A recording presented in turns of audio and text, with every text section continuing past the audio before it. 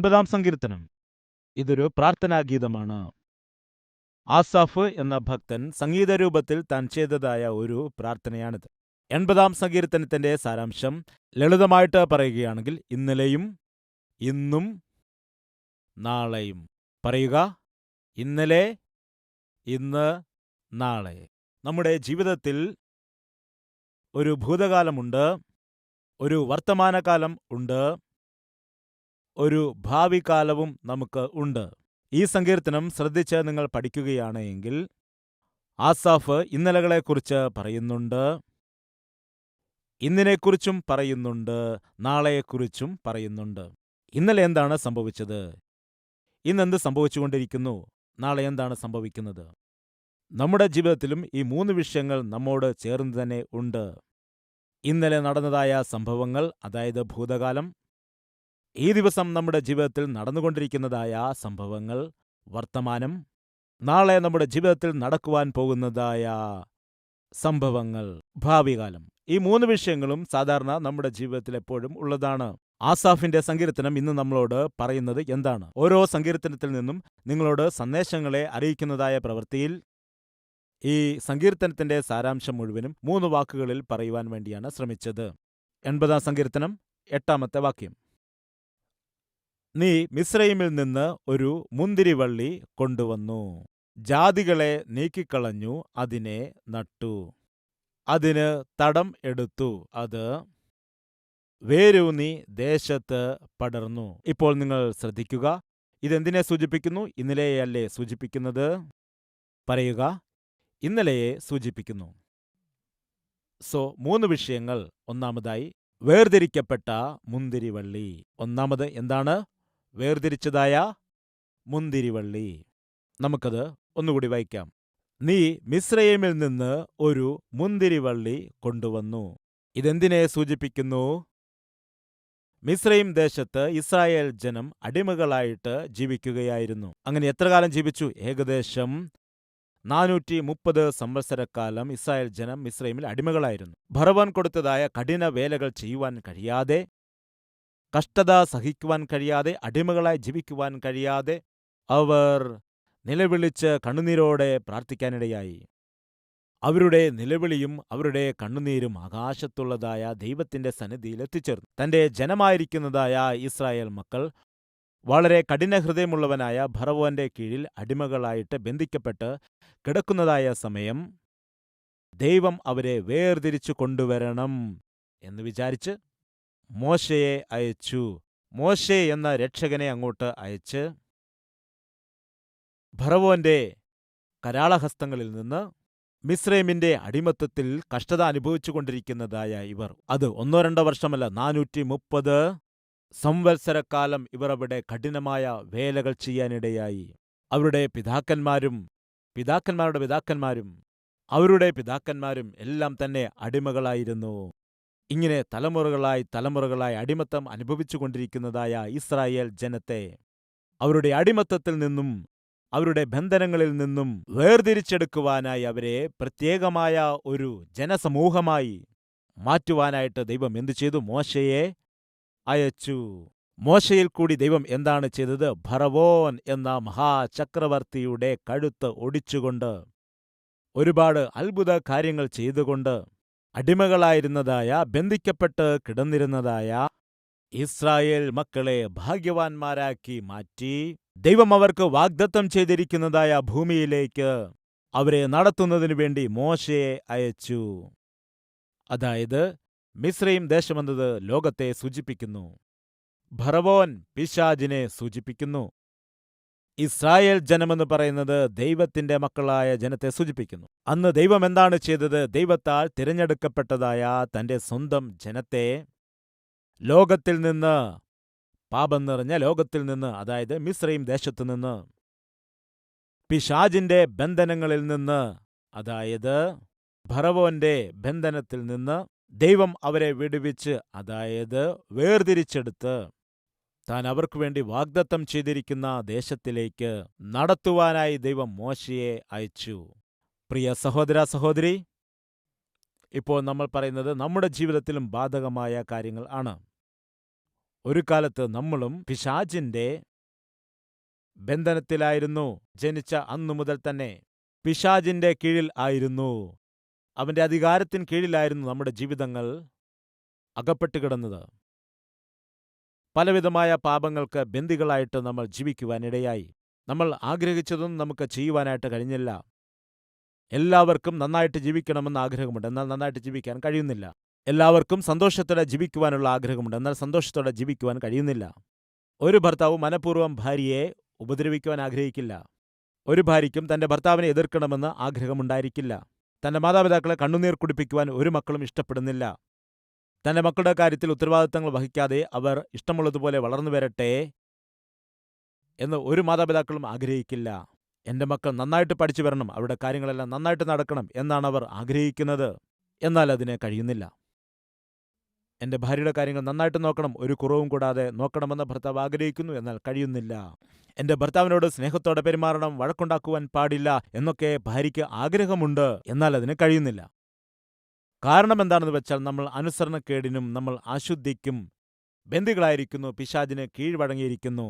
അതുകൊണ്ട് നീ എന്താണോ ചെയ്യുവാൻ ആഗ്രഹിക്കുന്നത് അത് ചെയ്യുവാൻ കഴിയുന്നില്ല. കാരണം എന്താണ്? നീ ബന്ധിക്കപ്പെട്ടിരിക്കുന്നു. ഒരു നായയാണെങ്കിലും അല്ലെങ്കിൽ ഏതൊരു വളർത്തുമൃഗമാണെങ്കിലും അതിന് നന്നായിട്ട് ഓടി നടക്കണം എന്നുള്ള ആഗ്രഹമുണ്ടെങ്കിൽ, എന്നാൽ അതിനെ ഒരു തൂണിൽ കെട്ടിയിട്ടിരിക്കുകയാണെങ്കിൽ, ഒരു ചങ്ങലയിൽ കെട്ടിയിരിക്കുകയാണെങ്കിൽ, ഒരു സിംഹമാണെങ്കിലും ശരി, അതിനെ ചങ്ങല കൊണ്ട് കെട്ടിയിട്ടാൽ അതിനെന്തു ചെയ്യുവാൻ കഴിയും? കാട്ടിലെ രാജാവായിരിക്കാം, എന്നാൽ ബന്ധിക്കപ്പെട്ടാൽ. ആനയെ നമ്മൾ നോക്കുകയാണെങ്കിൽ കരയിലെ ഏറ്റവും വലിയ മൃഗമായിരിക്കാം, എന്നാൽ നമ്മൾ ആനയെ പിടിച്ച് ചങ്ങലയ്ക്കിട്ട് കഴിഞ്ഞാൽ എവിടെയാണോ സ്വാതന്ത്ര്യം? അതിന് ഇഷ്ടപ്രകാരം ജീവിക്കാൻ കഴിയുമോ? കഴിയില്ല. അതുപോലെ സിംഹത്തിന് കാട്ടിലെ രാജാവായിട്ട് അവിടെ ജീവിക്കുവാൻ കഴിയുമോ? കഴിയുകയില്ല. കാരണം എന്താണെന്ന് വെച്ചാൽ നിങ്ങൾ അതിനെ ചങ്ങല കൊണ്ട് ബന്ധിച്ചിരിക്കുകയാണെങ്കിൽ, ദൈവം ആ മൃഗത്തെ ഏതുദ്ദേശത്തോടുകൂടിയാണ് സൃഷ്ടിച്ചിരിക്കുന്നതെങ്കിലും ആ ദൈവത്തിന്റെ ഉദ്ദേശം, ദൈവത്തിന്റെ പദ്ധതി ആ ജന്തുവിന്റെ ജീവിതത്തിൽ അല്ലെങ്കിൽ ആ മനുഷ്യന്റെ ജീവിതത്തിൽ നിറവേറുകയില്ല. എപ്പോൾ വരെയുമാണ്? അഴിച്ചുവിടുന്നത് വരെയും. ഇന്ന് മനുഷ്യൻ ബന്ധിക്കപ്പെട്ട് കിടക്കുന്നു. അശുദ്ധമായ പ്രവൃത്തികളിൽ അവൻ ബന്ധിക്കപ്പെട്ട് കിടക്കുന്നു. അല്പകാല പാപഭോഗങ്ങളിൽ ബന്ധിക്കപ്പെട്ട് കിടക്കുന്നു. അങ്ങനെ ബന്ധിക്കപ്പെട്ട് കിടക്കുന്ന ഒരു വ്യക്തിക്കും സ്വാതന്ത്ര്യത്തോടെ ജീവിക്കുവാൻ കഴിയില്ല. ഒരു മനുഷ്യനായിട്ട് ജീവിക്കുവാൻ കഴിയില്ല. തന്റെ ചുറ്റുമുള്ള സമൂഹത്തിനൊരു മാതൃകയായിട്ട് ജീവിക്കുവാൻ കഴിയുകയില്ല. ദൈവത്തോട് ചേർന്ന് ജീവിക്കുകയുമില്ല. മനസ്സിലാകുന്നുണ്ടല്ലോ? അങ്ങനെയുള്ള അവസ്ഥയിൽ മനുഷ്യൻ അധപ്പതിച്ചു പോകുന്ന സമയത്ത് ദൈവം തന്റെ പുത്രനായ യേശുക്രിസ്തുവിനെ ഈ ലോകത്തിലേക്ക് അയച്ചു. പാപം കൊണ്ട്, അകൃത്യം കൊണ്ട് ബന്ധിക്കപ്പെട്ട സ്ഥിതിയിൽ, മരിച്ച സ്ഥിതിയിൽ മനുഷ്യനായിരുന്നപ്പോൾ ആ മനുഷ്യനെ വിടുവിക്കുന്നതിനു വേണ്ടി, ആ മനുഷ്യനെ സ്വാതന്ത്ര്യം കൊടുക്കുവാനായി ദൈവം തന്റെ പുത്രനായ യേശുക്രിസ്തുവിനെ ഈ ലോകത്തിലേക്ക് അയച്ചു. അന്ന് എന്ത് സംഭവിച്ചു? അതായത് ഏകദേശം 4000 വർഷങ്ങൾക്ക് മുമ്പ് നടന്നത് എന്താണ്? ഇസ്രായേൽ ജനം മിസ്രയീമിൽ അടിമകളായിരുന്നപ്പോൾ, ഫറവോന്റെ കീഴിൽ ബന്ധിക്കപ്പെട്ട് കിടന്നപ്പോൾ അവരെ വിടുവിക്കുവാനായി ദൈവം മോശയെ അങ്ങോട്ടയച്ചു. 2000-ൽ പരം വർഷങ്ങൾക്ക് മുമ്പ് അതേ രീതിയിൽ മനുഷ്യൻ പാപത്തിന് അടിമപ്പെട്ട് പിശാചിന്റെ കയ്യിൽ ബന്ധിക്കപ്പെട്ട് ജീവിച്ചിരിക്കുമ്പോഴും ബന്ധിക്കപ്പെട്ട് കിടക്കുന്നതായ മനുഷ്യനെ വിടുവിക്കുന്നതിനു വേണ്ടി ദൈവം തന്റെ പുത്രനായ യേശുക്രിസ്തുവിനെ ഈ ലോകത്തിലേക്ക് അയക്കുവാനിടയായി. ഇവിടെ നോക്കുമ്പോൾ എങ്ങനെ ഇസ്രായേൽ ജനത്തെ വിടുവിക്കുവാനായി, അതായത് ലോകത്തിൽ നിന്ന്, മിസ്രയീമിൽ നിന്ന് വിടുവിക്കുവാനായി ദൈവം ആഗ്രഹിച്ചത്, അതുപോലെ എന്നെയും നിന്നെയും പാപം നിറഞ്ഞ ലോകത്തിൽ നിന്നും ദൈവം വേർതിരിച്ച് കൊണ്ടുവരുവാനിടയായി. 1 പത്രോസിന്റെ ലേഖനം 2-ാമത്തെ അധ്യായം 9-ാമത്തെ വാക്യത്തിൽ ഇങ്ങനെ കാണാൻ കഴിയും. 2:9. എന്നാൽ നിങ്ങളോ അന്ധകാരത്തിൽ നിന്നും തന്റെ അത്ഭുത പ്രകാശത്തിലേക്ക് നിങ്ങളെ വിളിച്ചവന്റെ, അതായത് അന്ധകാരത്തിൽ നിന്ന്, ഒരു കാലത്ത് നമ്മൾ അന്ധകാരത്തിലായിരുന്നു. എന്നാൽ ദൈവം എന്താണ് ചെയ്തത്? അത്ഭുതകരമായ തന്റെ പ്രകാശത്തിലേക്ക് നമ്മെ വിളിച്ചു. എന്തിനു വേണ്ടിയാണ് നമ്മെ വെളിച്ചത്തിലേക്ക് വിളിച്ച് വെളിച്ചത്തിനുള്ളവരാക്കി മാറ്റിയത് എന്ന് ചോദിച്ചാൽ, നമ്മെ വെളിച്ചത്തിനുള്ളവരാക്കി മാറ്റിയതായ ദൈവത്തിന്റെ ഗുണഗണങ്ങളെ ലോകത്തോട് പ്രഘോഷിക്കുന്നതിനു വേണ്ടിയാണ്. തിരഞ്ഞെടുക്കപ്പെട്ട ജാതിയും രാജകീയ പുരോഹിത വർഗവും വിശുദ്ധ വംശവും ദൈവത്തിന്റെ സ്വന്തം ജനവും. നമ്മളാരാണ്? പുരോഹിതരാണ്. നമ്മളാരാണ്? രാജാക്കന്മാരാണ്. നമ്മളാരാണ്? തിരഞ്ഞെടുക്കപ്പെട്ട ജാതിയാണ്, വിശുദ്ധ വംശമാണ്, ദൈവത്തിന്റെ സ്വന്തം ജനമാണ്. ഇസ്രായേൽ ജനം ആരാണ്? ദൈവത്തിന്റെ സ്വന്തം ജനമാണ്. ദൈവത്താൽ തിരഞ്ഞെടുക്കപ്പെട്ടതായ ജനമാണ്. അന്ന് ദൈവം ഇസ്രായേൽ ജനത്തിന് എന്തു സ്ഥാനമാണോ കൊടുത്തത് അതുതന്നെ ഇന്ന് നമുക്കും നൽകിയിരിക്കുകയാണ്. അന്ന് ഇസ്രായേൽ ജനത്തോട് ദൈവം എങ്ങനെയാണോ ഇടപെട്ടത് അതുപോലെ തന്നെ അതിനേക്കാൾ ശ്രേഷ്ഠമായി ഇന്ന് എന്നോടും നിന്നോടും ദൈവം തന്റെ സ്നേഹം കാണിച്ചിരിക്കുന്നു. തന്റെ പുത്രനായ യേശുവിനെ ലോകത്തിലേക്ക് അയച്ചു. ഇന്നലെ എന്താണ് സംഭവിച്ചത്? അതായത് ഭൂതകാലത്തിൽ എന്തു സംഭവിച്ചു? അടിമകളായിരുന്ന, ബന്ധിക്കപ്പെട്ടിരുന്നതായ ഇസ്രായേൽ ജനം അടിമത്തത്തിൽ നിന്നും വേർതിരിക്കപ്പെട്ടു. അടിമ വീട്ടിൽ നിന്ന് അവർ വിടുവിക്കപ്പെടുവാനിടയായി. ഇവിടെ നമ്മൾ നോക്കുമ്പോൾ ആസാഫ് എന്താണ് പറയുന്നത്? 80-ാം സങ്കീർത്തനം വീണ്ടും വായിക്കുകയാണ്. നീ മിസ്രയീമിൽ നിന്ന് ഒരു മുന്തിരിവള്ളി കൊണ്ടുവന്നു, ജാതികളെ നീക്കിക്കളഞ്ഞു, അതിനെ നട്ടു. ദൈവം മിസ്രയീമിൽ നിന്ന് ഒരു മുന്തിരിവള്ളിയെ പ്രത്യേകം കൊണ്ടുവന്നു. ആ മുന്തിരിവള്ളി എന്താണ്? ആരാണ്? പറയൂ, ഉറക്കെ പറയണം. ഇസ്രായേൽ ജനമാണ്. ഇന്ന് ഈ മുന്തിരിവള്ളി ആരാണ്? പറയുക. ആരാണ്? നമ്മളാണ്. അന്ന് അവരെ ദൈവം വേർതിരിച്ചു. ഇന്ന് ദൈവം വേർതിരിക്കുന്നത് നമ്മെയാണ്. നമ്മെ എവിടെ നിന്നാണ് വേർതിരിക്കുന്നത്?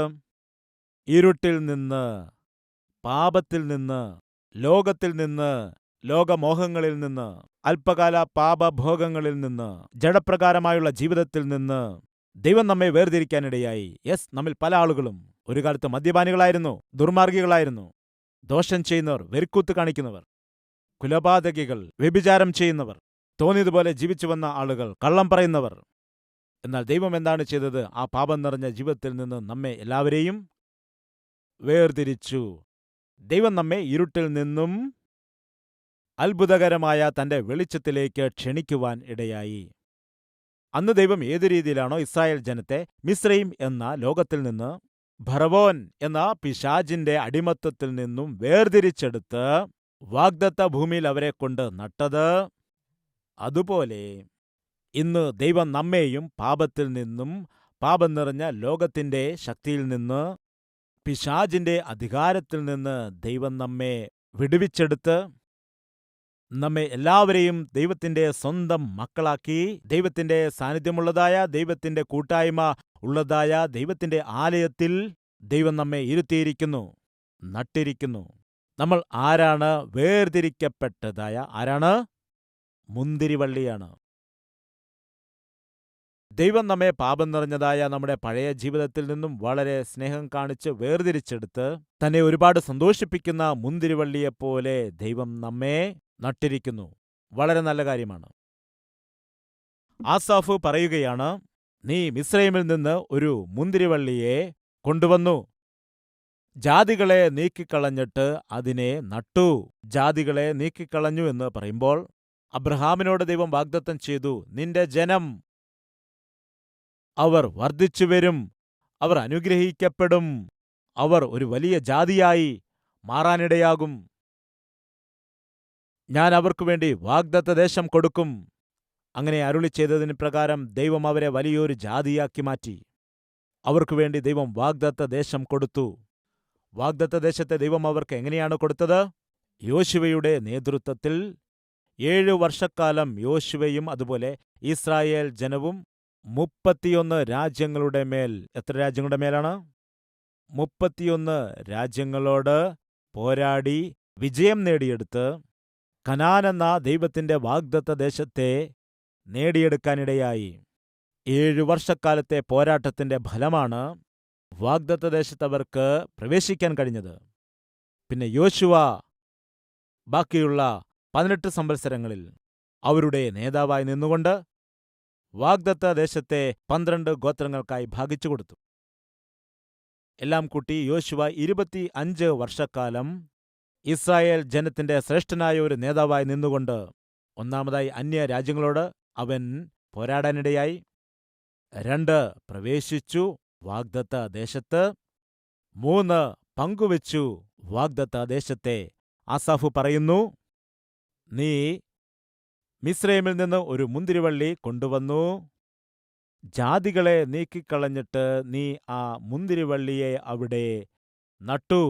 ദൈവം ഇസ്രായേൽ ജനത്തെ വാഗ്ദത്ത ദേശത്ത് പ്രവേശിപ്പിച്ചു. പിന്നെ വാഗ്ദത്ത ദേശത്തെ അവർക്കായി പങ്കുവച്ചു. അവരവിടെ വിതയ്ക്കപ്പെട്ടു. എന്നാൽ എന്താണ് നടന്നത്? ദൈവം അവരെ വേർതിരിച്ചെടുത്ത് അവർക്ക് വേണ്ടി പ്രത്യേകമായ ഒരു രാജ്യം കൊടുത്ത്, അവർക്ക് ഭരണഘടന കൊടുത്തു. രാജാതിരാജാവായ ദൈവത്തെ സേവിച്ചുകൊണ്ട് അവരുടെ രാജ്യത്തെ അനേകം ആളുകൾക്ക് അനുഗ്രഹമാക്കി മാറ്റണമെന്ന് ദൈവം ആഗ്രഹിച്ചപ്പോൾ ഇസ്രായേൽ ജനം ചെയ്തത് എന്താണെന്ന് വെച്ചാൽ അവർക്ക് ഇഷ്ടമുള്ളതുപോലെ ജീവിക്കുവാൻ ആരംഭിച്ചു. യോശുവ 25 വർഷത്തോളം അത്ഭുതകരമായി ഇവരുടെ നേതൃത്വം ഏറ്റെടുത്തുകൊണ്ട് ഇവരെ എല്ലാവരെയും ദൈവത്തെങ്കിലേക്ക് നടത്തുവാൻ വേണ്ടി പരിശ്രമിച്ചു. തന്റെ അവസാന ശ്വാസം വരെയും ദൈവത്തെ സേവിച്ചു. തന്റെ കുടുംബവും ദൈവത്തെ സേവിച്ചു. യോശുവ വാർദ്ധക്യത്തിൽ എത്തിയപ്പോൾ യോശുവയുടെ പുസ്തകം 24 അധ്യായത്തിൽ നമുക്ക് കാണാൻ കഴിയും, ജനത്തിനെല്ലാം തന്റെ അവസാനത്തെ സന്ദേശം കൊടുക്കുകയാണ്. എന്താണെന്നറിയാമോ?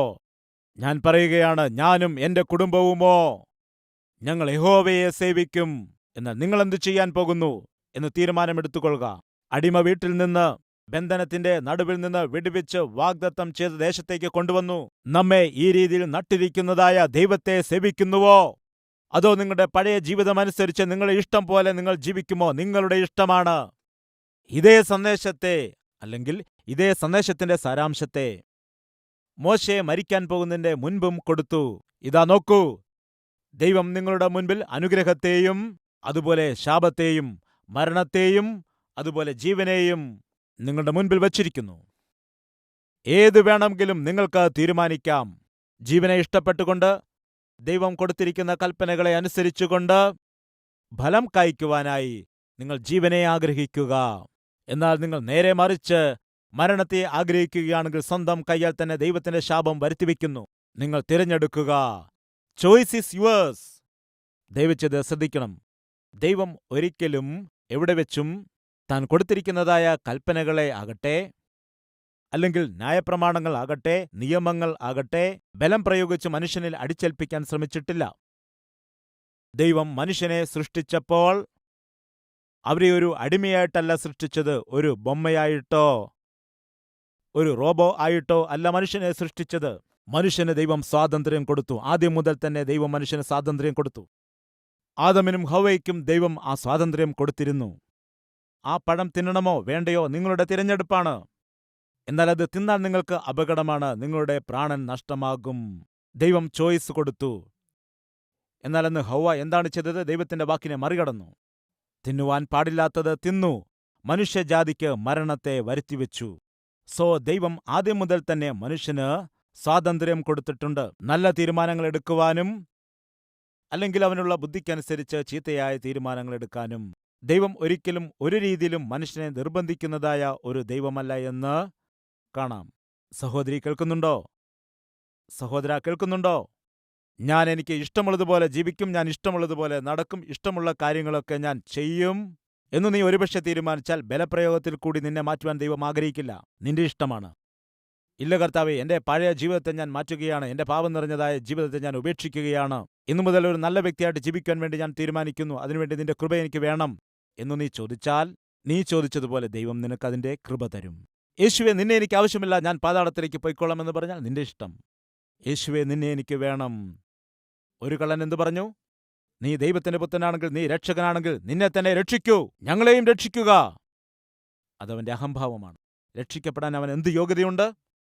അവൻ ചെയ്തതായ പാപപ്രവർത്തികൾ നിമിത്തമാണ്, അവൻ ചെയ്ത കുറ്റകൃത്യങ്ങൾ നിമിത്തമാണ് അവന് മരണശിക്ഷ വിധിക്കപ്പെട്ടത്. രക്ഷിക്കപ്പെടുവാൻ അവന് അവകാശമില്ല, യോഗ്യതയുമില്ല. എന്നാൽ എന്താണ് പറയുന്നത്? നീ ദൈവപുത്രനാണ് എങ്കിൽ നിന്നെ തന്നെ നീ രക്ഷിക്കുക. യേശുക്രിസ്തു ലോകത്തിലേക്ക് വന്നത് തന്നെ തന്നെ രക്ഷിക്കുവാൻ വേണ്ടിയല്ല, നശിച്ചു പോകുന്നതായ മനുഷ്യനെ രക്ഷിക്കുവാനായിട്ടാണ് യേശുക്രിസ്തു ഈ ലോകത്തിലേക്ക് വന്നത്. അതാണ് സത്യം. ആ വാസ്തവത്തെ, യാഥാർത്ഥ്യത്തെ മനസ്സിലാക്കാൻ കഴിയാത്ത കള്ളൻ എന്താണ് പറയുന്നത്? നിന്നെ തന്നെ നീ രക്ഷിക്കുക, ആ കൂട്ടത്തിൽ എന്നെയും രക്ഷിക്കൂ എന്ന്. അതാണ് അവന്റെ ബുദ്ധി. രണ്ടാമത്തെ കള്ളൻ എന്താണ് പറയുന്നത്?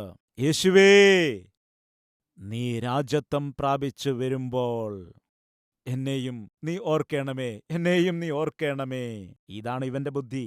ഒരുവൻ എന്താണ് പറയുന്നത്? പറ്റുമെങ്കിൽ നീ നിന്നെ തന്നെ രക്ഷിക്കുക, ആ കൂട്ടത്തിൽ എന്നെയും കൂടെ രക്ഷിക്കൂ. രണ്ടാമൻ എന്താണ് പറയുന്നത്? എടാ ഭോഷ, ഞാൻ ചെയ്തതായ പാപപ്രവർത്തികൾ കൊണ്ട്, നീ ചെയ്ത കുറ്റകൃത്യം കൊണ്ടാണ് നമുക്ക് ഈ ശിക്ഷ വന്നിരിക്കുന്നത്. എന്നാൽ അവൻ എന്ത് പാപമാണ് ചെയ്തത്? അവനിൽ യാതൊരു പാപവും ഇല്ല. അവൻ ഒരു പാപവും ചെയ്തിട്ടില്ല. എങ്കിലും ശിക്ഷിക്കപ്പെടുന്നുവെങ്കിൽ അതിന്റെ പിന്നിൽ ദൈവത്തിന്റെ ഒരു പദ്ധതിയുണ്ട്. ആ പദ്ധതിയാണ് എന്റെ രക്ഷ. ആ കള്ളനത് തിരിച്ചറിഞ്ഞു. തിരിച്ചറിഞ്ഞ് എന്താണ് പറയുന്നത്? യേശുവേ. യേശു എന്ന പേരിന്റെ അർത്ഥം എന്താണ്? പറയുക. രക്ഷകൻ. എന്താണ് പറയുന്നത്? രക്ഷകാ. അതിന്റെ അർത്ഥം എന്താണ്? എന്നെ രക്ഷിക്കുന്നവനേ, രക്ഷകാ. നീ രാജ്യത്വം പ്രാപിച്ചു വരുമ്പോൾ, അതായത് ആ കള്ളനറിയാം യേശുക്രിസ്തുവിനൊരു രാജ്യമുണ്ട്. ആ രാജ്യമാണ് സ്വർഗം.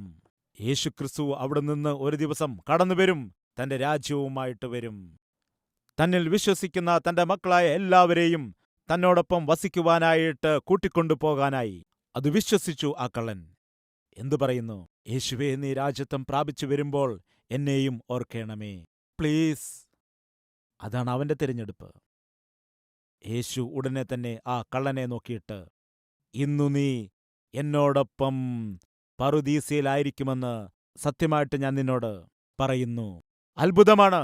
അപ്പോൾ വരെയും അവൻ ചെയ്തതായ പാപപ്രവർത്തികൾ കാരണം നിയമം അവന് ശിക്ഷ വിധിക്കുവാൻ ഇടയായി. പിന്നീട് അവന് ബാക്കിയായിരിക്കുന്നത് നരകശിക്ഷയാണ്. എന്നാൽ ആ ദിവസം അവനൊരു തീരുമാനമെടുത്തു. അത് എന്താണെന്ന് വെച്ചാൽ, ഞാൻ ചെയ്ത പാപങ്ങൾ കാരണമായിട്ട് എനിക്കൊരു ശിക്ഷയുണ്ട്, എന്നാൽ എന്റെ യേശുക്രിസ്തുവിനെ ഞാൻ എന്റെ സ്വന്തം രക്ഷിതാവായി സ്വീകരിക്കുകയാണ് എങ്കിൽ എനിക്ക് യാതൊരു ശിക്ഷയുമില്ല. യെസ്, റോമർക്കെഴുതിയതായ ലേഖനം 8-ാമത്തെ അധ്യായം 1-ാമത്തെ വാക്യം. ഇപ്പോൾ ക്രിസ്തുവേശുവിൽ ഉള്ളവർക്ക് യാതൊരു ശിക്ഷാവിധിയും ഇല്ല. നീ യേശുക്രിസ്തുവിൽ ആണ് എങ്കിൽ നിനക്കൊരു ശിക്ഷാവിധിയും ഇല്ല. എത്ര അത്ഭുതകരമാണ്! നമുക്ക് പ്രാർത്ഥിക്കാം. വരൂ, നമുക്കൊരുമിച്ച് പ്രാർത്ഥിക്കാം.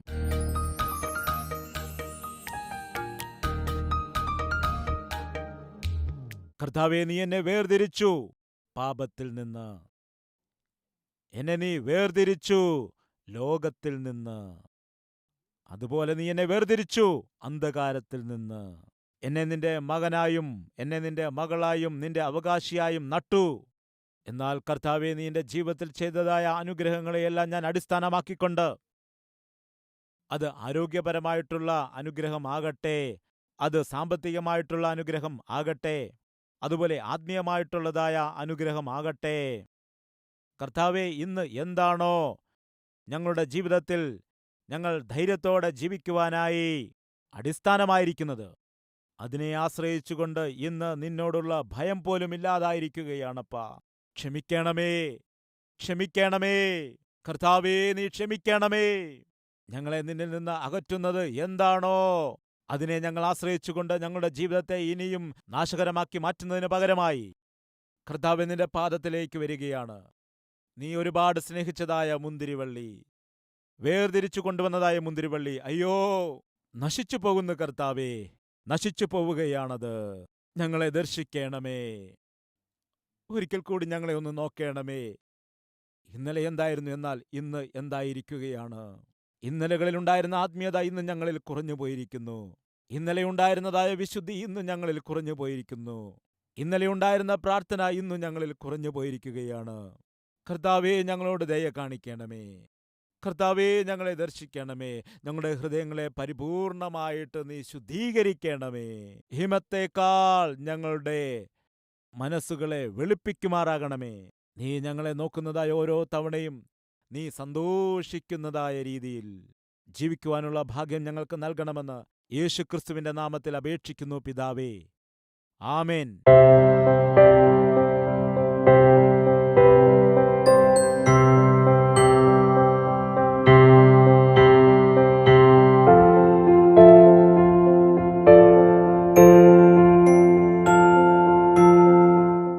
Address: Calvary, Post Box number 30, Kukatpalli, Hyderabad 72.